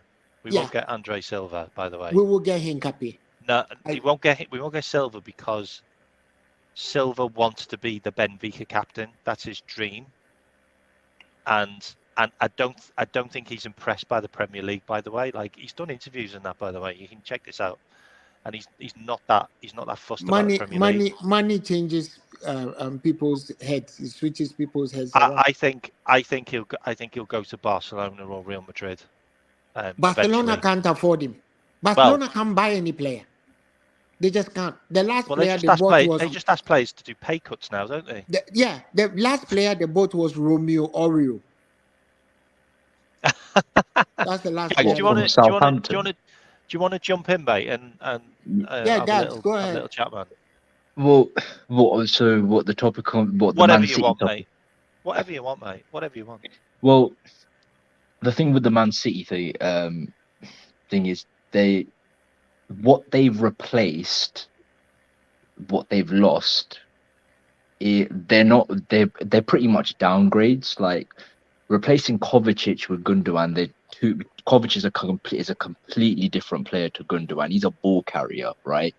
And he gets things going and he keeps things ticking and can obviously break up play, but he's no Gundogan, let's be honest. And Doku is no Mahrez, but Doku is very, very raw.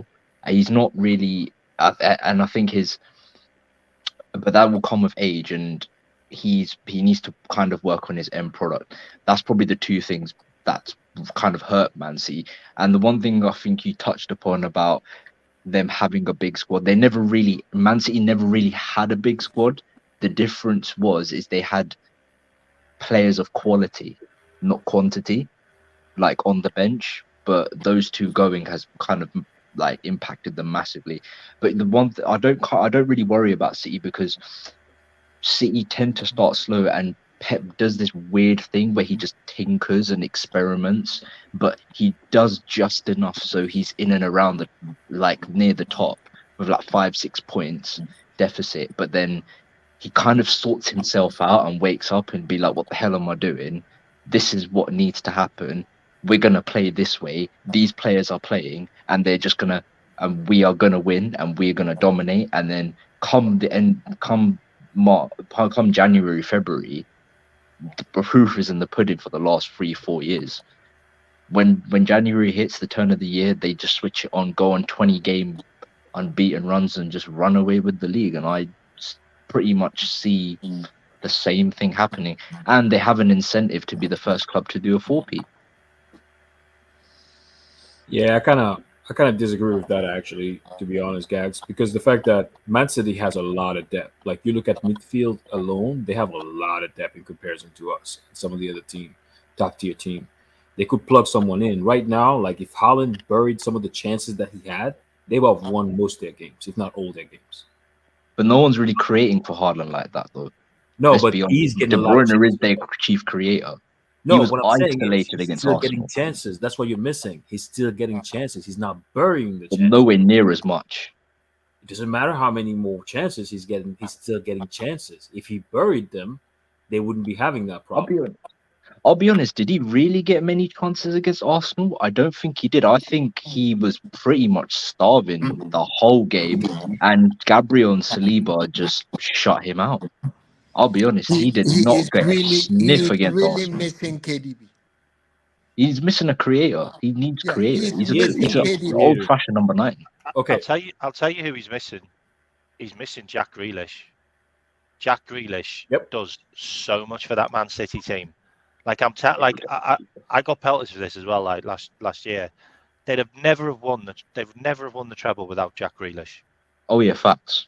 I mean, Grealish is a fantastic player. He does so much on the edge of the box. It's unreal. Grealish is a amount of fantastic fouls player. he draws, which puts them in that high position up the pitch. Yeah. is So unreal. when he draws the fouls, in comes KDB, and he puts it on Haaland's head. It's that symbiotic relationship that they have is missing, and I think that, well, KDB is going to come back. Whether he's going to be the same player he was, because I think he showed signs of floundering a little bit, but maybe I'm wrong. I still think though that Man City at the end of the day will have enough. Like someone was saying, the resources, the manpower they can call on, just from their bench is awesome. Yes, they don't have some of what they used to have, but they're still good enough. You have a lot of depth. Like if you look at striker position or any other position, whether it's defense position or midfield, they have a lot of depth. Like Rico, what is it? Rico Lewis or whatever his name is. Rico Lewis, yeah. Yeah. That dude is pretty good, man. Like that's a lot of depth right there. We don't have stuff like that. We have Kwanzaa, yeah. I mean, we have one, but like if you think about it, like if we lose one player in defense, we're fucked. Frank, our biggest problem is the midfield, where for some reason we refuse to put in what we need to get it Yeah. done. Liverpool, I mean, Man City have Calvin Phillips sitting down. They don't use him. I mean, if we had Calvin Phillips, I mean, they're not he will even be using Nunes. yeah, Yeah. Nunes Yeah. has played like twice as a sub. yeah, yeah. If we didn't have Calvin Phillips, if we had Calvin Phillips, he will be the first person on our team sheet. Based on the way club plays, he'll be the first person. I don't know what will get our manager to stop this business of putting players in roles that they don't want to play. I mean, you can tell Alexis McAllister's body language. You can tell he doesn't want to play there. Why do you insist on putting him there? Why? Like, You know, like against Brighton, we had like Nunes doing like the Gapco role where he was yes, playing a Bobby role in midfield, and you're like, he's not offering anything up front. Like the amount of balls that got played across the box, which he would be there to tap them in, but he wasn't there because he was too but busy he had building to up the fall play. back. He had to fall back because Alexis wasn't giving him anything. Exactly. It's a crazy one. The thing that scares me about Man City the most, by the way, is they've just got so many defenders that are brilliant. Yeah. Like, it's really scary. Like, it's really scary. They've got so many defenders that are interchangeable in all types of positions. And they're I- all I of such think- high Right back, quality as centre well. back, DM. Like, honestly, I you're like, think what? against them, I think against Man City, our attackers are good enough to give them issues. Where they beat us is in the middle of the park, where we simply don't have an answer for Rodri. We don't have an answer for Rodri. Yeah, Rodgers a beast. Like, And I was unless- on, I was on, whose show was I on? I was on Hussein's show, This Is Football, and they were talking about Ballon d'Ors. And I'm sorry, like, but if Rodri isn't in the conversation for the Ballon d'Or, then I have no idea who isn't, because this guy is absolutely unbelievable. Like, Oh, he's class. no team will ever win the Premier League again without a DM. It is just what you have. It's what you have. You need to have that guy.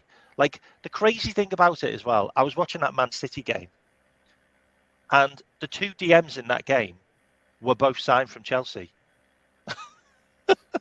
You know, They the had three Jorginho, and they had the Kovacic. three matches that we've played against quote teams with good DMs, like big boy DMs, we've completely been dominated in the middle of the park.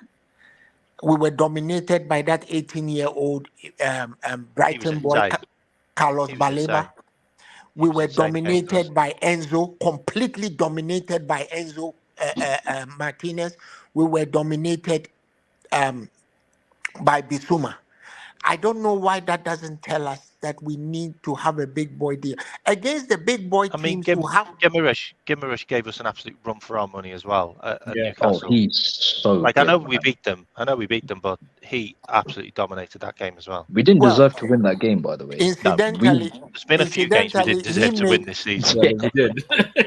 he made Take it and run.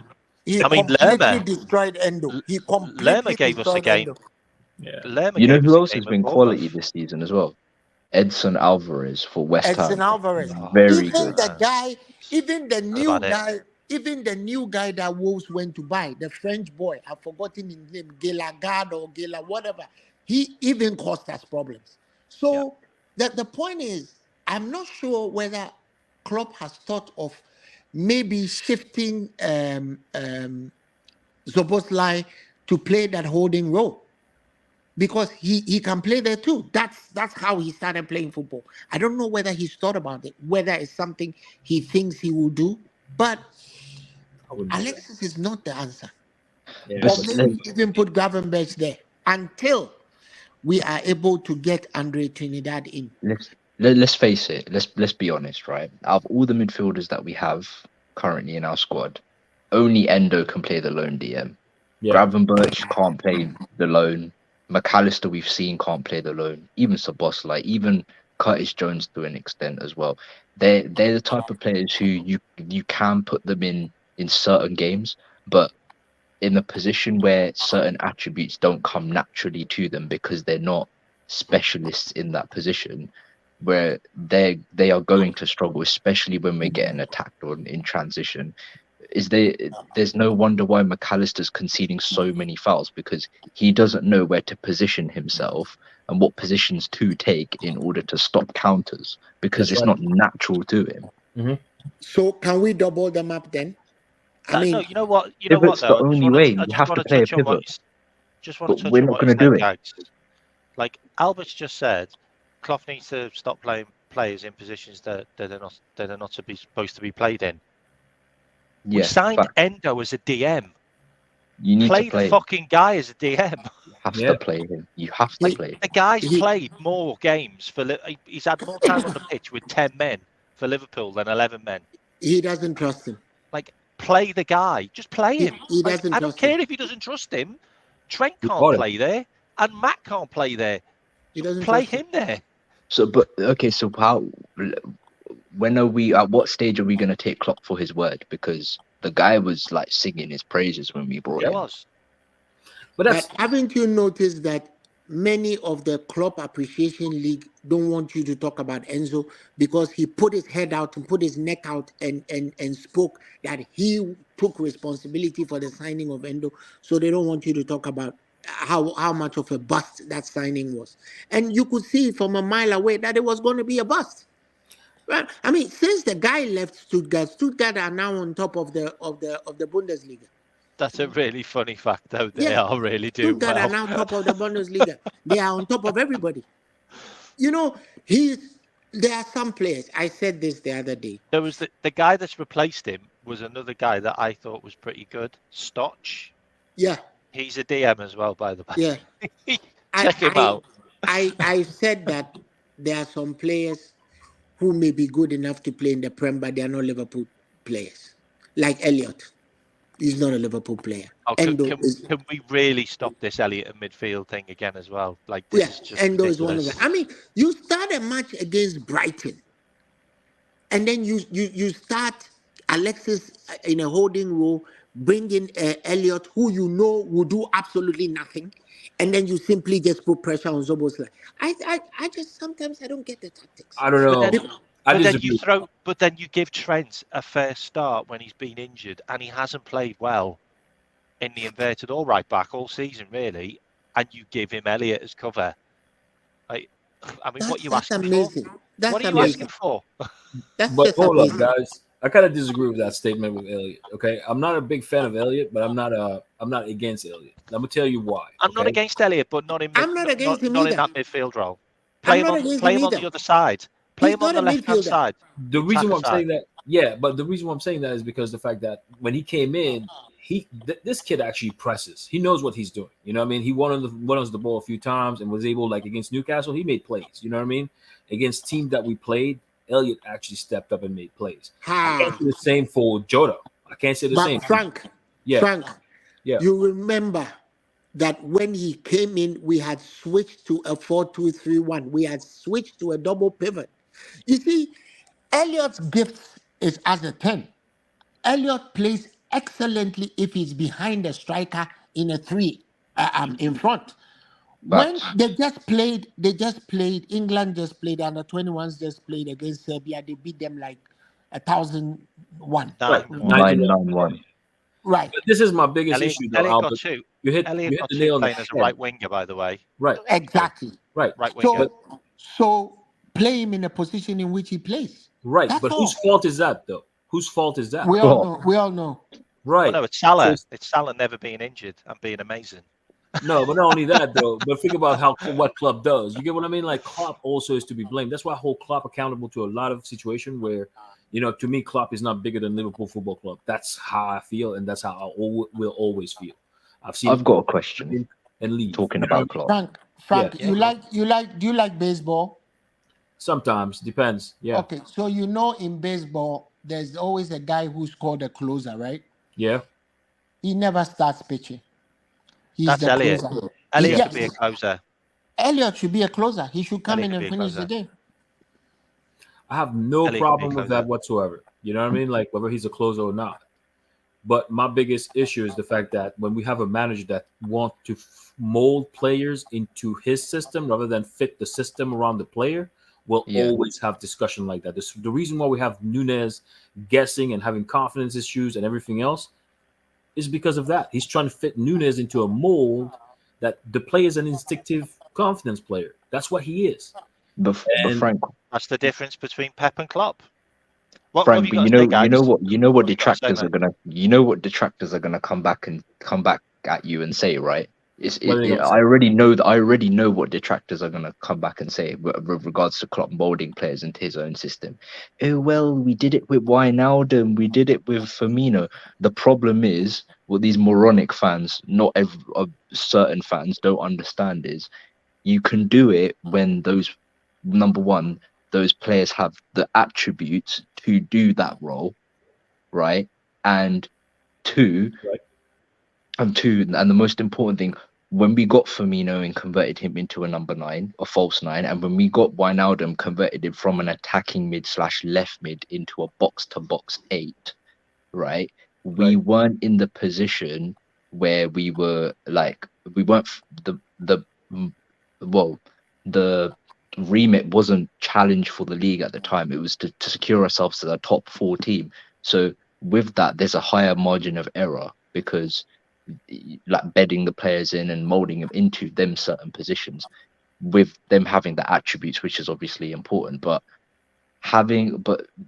molding McAllister, who's an 8/10 into a lone 6, and even trying to shoehorn or even trying to play Gomez as an inverted right back when he doesn't have the attributes to play inverted right back, and Bashetic as well. He done it against what, Lask was it? He done the same thing with Yeah, for the Bashetic. first half. Like, what are you doing? Like, Gomez is a conventional fullback if you're gonna play him fullback, and Bashetic isn't even a fullback. So I don't know what you're doing there. What are we trying to do? Are we trying to fight for the league? Are we trying to challenge for the league, or are we trying to get into top 4? Because if you're trying to get into top 4, cool, experiment all you want, because there's a larger margin of error. And even then, I'd probably argue and say the level of competition now to get into the top 5 positions in the Premier League, top 4 positions in the Premier League, is a lot harder than it was back 6-7 years ago. So Okay. the margin of error is probably even less now than it was back then. So I don't know what we're doing, man. We have to just get. I'm sick of the shoehorning, especially in a position like a DM, which is proven to be the most important position on the pitch. If you want to win big trophies, you have to just play the player who's a specialist in that position. It's just the end of story, to be honest with you. I agree with that because And you finish that with the end of story, and it's Endo. Yeah, yeah. no pun intended. Facts, mate. Brilliant stuff, No, guys. it is because the thing is, like, at the end of the day, you think about it, like, Klopp should know better by now. He should know better. He knows about last season, how we basically, like, literally the only great game that I can remember is the Manchester United game. Everything else was like, oh my God, it was a fucking blur, like, in all honesty. So, I mean, he should know better. Like, we should have gotten a DM. Like, he got Endo. He swore by Endo. Now you got to die by Endo. Like, literally, you're going to have to give the man a run. Like, let him play. Let him cook. But we're either going to make it or not. We got to know what we got. So. The thing is, as well, what Gags just touched on, I want to jump on that, is about this shoehorning people into positions.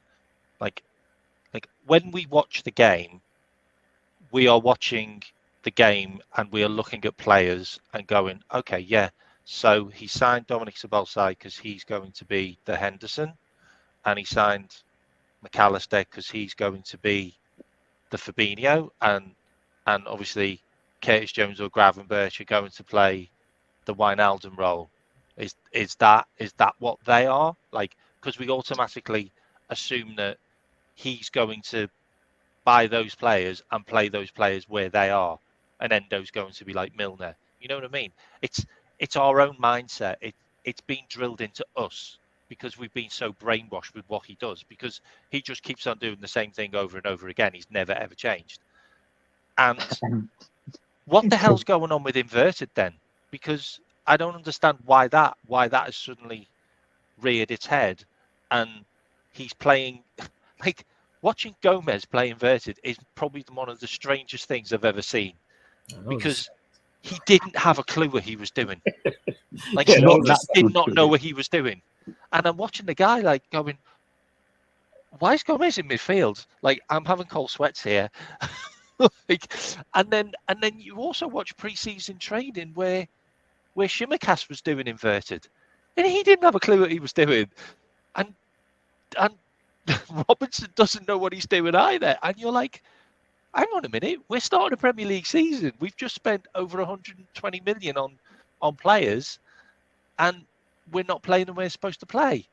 Like Gravenberch is all over the shop. McAllister's not played. I think he's played one game in his good position, and he had a good game. And then you've got basically Dominic Szoboszlai, who's just getting played everywhere. Like, he's left wing, he's right wing, he's DM, he's centre midfield, he's the number 8. Like, he's just everywhere. And then you've just got Trent just being like this throwback hipster who just plays in right back when he wants, plays in DM when he wants, plays on the left, plays in midfield. And I'm like, this is nuts. Like, you can't sustain any kind of form by doing this. But then you're going to have all the fans that are going to go, oh, we've only lost one game in the last 26 or something stupid like that. And you're like, yeah, but when was the last time we played really well? I've got a great saying for this. I can only count like 3 games where we played really well, like in the game, like start to finish. Like, you know what I mean? Yeah, I've got a fantastic saying for this. This whole scenario. Foresight isn't for everyone, but hindsight is a wonderful thing. Literally. Yeah. Foresight isn't for everyone, because not everybody, when they watch the team that they support, have rose-tinted glasses on, and they only want to look at the stuff that they want to look at.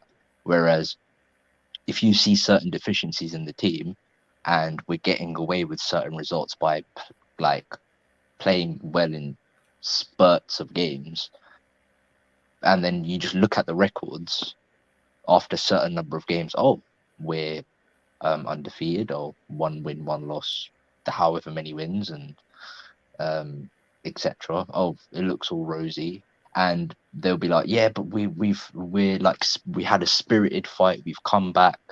But why are you conceding in the first place? You know, the thing is, like what you were saying, actually, K-Mac, I guess, like the thing that I was thinking of, the more you kept on talking about the Gomez and Robo playing inverted, my biggest issue is like, it's actually it seems like a coaching issue. They don't know what to do. They're in a position, they don't know what to do, what to expect from what they're supposed to do in that position. That's, to me, that sounds like more like a Klopp and Linders. You know, they're not doing their job. That's what it is. Last season they didn't do their job, and this season, I mean, I'm hoping that we can actually challenge for the title. Not even finish top 4 or whatever. I'm hoping to challenge for the title. We're either gonna get it or we're not. So if we're not gonna get it, then I'm sorry, dude. Like, we're gonna have to look at other options. The weird thing is, I'm just gonna say one more thing. Oh, I'm just gonna say one more thing, Albert, and then you can go, mate. The weird thing is, it feels like Pep Linders is managing the team first half, and then Klopp's managing the team second half all season. Seriously, it's like he starts the game, we concede, they're on top. We have a couple of wonder plays by Salah and Dominic Szoboszlai, and Diaz or Jota or someone like that ends up scoring, and then we get back into the game, and then Klopp takes the half-time talk, and then sends the team out with his tactics, and then we win. You know, That's what you it know, feels like. you know that I'm gonna give you guys a humbling statistic. Last season, we conceded first in 32 matches that we played. This season, we've conceded first in 7 out of 11. During the off season, we played 5 matches. We conceded first in 3 of them. The one that, the 2 that we didn't concede in, we won 1, which was Leicester. The second one that we didn't concede first in was against Bayern Munich. We lost that one. So I think there's a problem,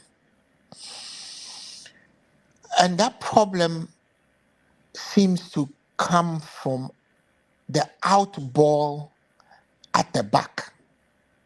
For some reason, and this is just I'm taking a stab at it. So I don't know.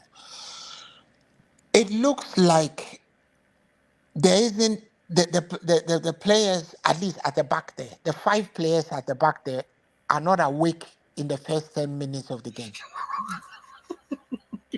Are they actually sleeping?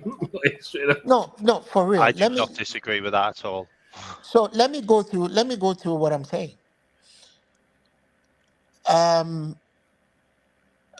Alexander Trent has given away at least 2 occasions. He's given away back passes that have cost us goals. No?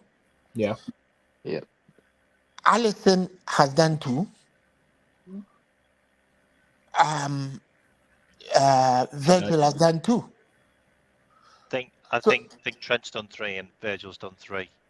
That resulted in goals. I'm pretty sure you it's get 3. you get my drift. Yeah. All of those goals that we considered are completely avoidable. Mhm. If 2 things happen, you could either hoof the ball up and find Salah, find Zoboslai, find somebody up the pitch, find Luis Diaz up the pitch, or you could actually put some weight on that out pass so that it's not a hospital pass. Example, Newcastle, that back pass, if Trent had put some weight on that pass, it is not a hospital pass, right? Brighton, Virgil put some weight on that pass, it's not a hospital pass. I could go on and on and on and on and on. The outball was there by the way, for all of those players. There was an outball. There was an outball for Virgil against Bournemouth. He had Salah and Dominic Szoboszlai like on the far side, on the right hand side, free. Like, and what happened? What the whole happened to the switch in the Virgil? defence made the What play. happened to the Virgil was who there. could ping? What happened to the Virgil who could ping a 60-yard pass from almost a standing position? What happened to that? I stopped it. Stop doing it. I don't get it. I don't Mental get it. errors. But also the thing I don't is, think like, it's mental errors. I think It's a coaching problem. They've Yeah, I been think stopped. it's a coaching issue. They've been stopped from doing it. They're stopped from doing They've it. been stopped You're from right. doing it because think about this. If Virgil and the back 5 know that we have a shaky midfield, right? Or our midfield is not up to scratch, the first thing they will want to do is to bypass it. And notice that during games that Endo has played, they bypass him. Have you noticed it at all? Yeah, they go past him. They don't They use him. actually bypass him. So I agree. so it's a coaching thing. What are we doing with the possession football when 1, we don't need it, and when 2, we know we don't have the manpower to do it? You don't have Rodri there. You don't have Fabinho there. You don't have a João Paulinho. You don't have a Boubacar Kamara. Name them. You don't have them. So why would you want to give those out balls to somebody who you know may be dispossessed? okay, How many Alexis? The last thing he has is speed. Alexis doesn't have speed. no. Okay? Alexis needs time on the ball. He needs a forward progression with the ball. His He vision. doesn't do well in the half spaces. I mean, and when you say people will tell you, "Oh, Klopp is the coach," Klopp is the coach, but we are the fans. We watch too, and what we are saying, we see, and so many people cannot be wrong. We see. Yesterday I watched an ESPN program that had the great Stevie Nicol and others analyzing what was wrong with Liverpool right now. And Stevie Nicol said the same thing that was wrong with us last year is the same thing that's wrong now. And he's the one who gave the statistics on how many matches we've conceded. You cannot, as a team trying to win a trophy, you cannot keep conceding the first goal all the time. Facts. It's almost like we are programmed to concede the first goal first, and then you know that the match has started. What's that? That's what I said at the start of the start of the show Mm. when I was just chatting by myself. I said it's like athletics when the starting pistol goes off and everyone runs, and then you count to 5, and then you go, Yeah. because you are literally catching up, and there's only so long you can do that. There's only so many times that the team can catch up, because when we start not being able to catch up, that's when the mentality will start draining out of them, and they'll start not And believing they can do it again also and K-Mac, again and again. Also, K-Mac, that is what stresses out and injures the players. Them having Yeah. to overexert to catch up and or win. You know, I thought that what happened at Newcastle put some vim, some fillip in the boys that we can do it. You know, even when we are under pressure, we can do it. Even when we are disenfranchised, we can do it. But it cannot keep happening every match. Like, it can't keep happening every match. Every match, because it's not every opponent that you can come back and win against. It's true. No, of Some course not. opponents will put the hammer in and finish you off.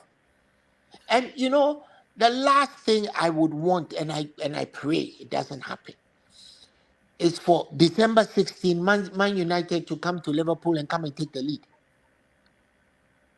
You know, that will really bum some of us out. Especially with Casemiro in the team, that just pissed me off, because he's just a knob in the midfield. What was I going to say? The thing about it as well is we took what we did last season into this season, and that was what we should have got rid of in pre-season.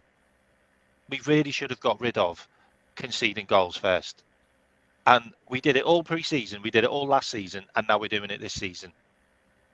And there's only one thing that I can think of is the reason for it happening, and it's inverted fucking right back and left back. It's the only logical thing that I can think of is that, because we keep on playing it and we keep on conceding, and then we scrap it and then we win. It's like Groundhog Day. And now that we are gonna have Robbo out for a while, this is going to be a challenge. Like, it's going to be a challenge. Yeah. I don't The sign I wanted to touch on. Frank mentioned how he would want us. Well, I think we all would actually like to see Liverpool challenging them for the league, win the league. From everything that everybody's just mentioned about how we go a goal behind, and then we somehow start to fight back and win games. It just comes back to the whole culture within the football club from top to bottom. We're very reactive. We're not proactive. We're not proactive enough as a football club. And that's the reason why, for me, we will not challenge for the league this season. We will probably have to fight it out with Arsenal to become to get second or third. And that will probably come down to two things. One, which team has the fitter squad, where all their good players are available throughout the season to tackle multiple competitions. And two, the business either club does in January to get second or third. But in terms of challenging for the league, I don't see it because we're not going to be proactive enough to fix the issues where, like, as early as possible. Klopp and the coaching, I don't know if you guys have noticed, for the past few years, Klopp only starts to change something when shit hits the fan. So when we're so behind on the table and we're trying to resurrect the season to get into top 4, or trying to make a respectable season out of it, but when the cracks start to appear, or when we start to see certain things where we think, oh, hang on a minute, if this continues, it can get from bad to worse, we don't react. So And that's you're why we spot won't on. win the league. And you're spot on with that as well, because when you can see the cracks in the last couple of games, Yeah, and especially Tottenham as well, by the way, we then went to Brighton, who'd made 8 changes and played that team. It was like, are you literally playing into their hands? Like, we know how Brighton are going to play. Like, Brighton have been really, really good, and they've just been stuffed 6-1, Brighton. So yeah. they were gonna change their team, and they were there for the taking. Brighton. Like, they But I really mean, were. how do you And allow we an just played into 18-year-old? their hands. How do you allow an 18-year-old who had never started a Prem game to have the order of the Amex? That's a dereliction of our own duties on the pitch. I mean, that Baleba guy, Jude has never played a Prem match, and he played like as if he was prime Caicedo. That has to do with us. They also had the guy who scored their goal. The guy who scored their goal hadn't played a Premier League game either. The I didn't get, Ivorian but kid. you know, Like, they had he so many is players the that hadn't played before. he is a very, very good player. I don't know why we didn't account for him. He used to play for Union. This guy Union, owns yeah. Union San. Yeah. Yeah. He used to play for Union Saint Gilloise. He more or less came into the team, and oh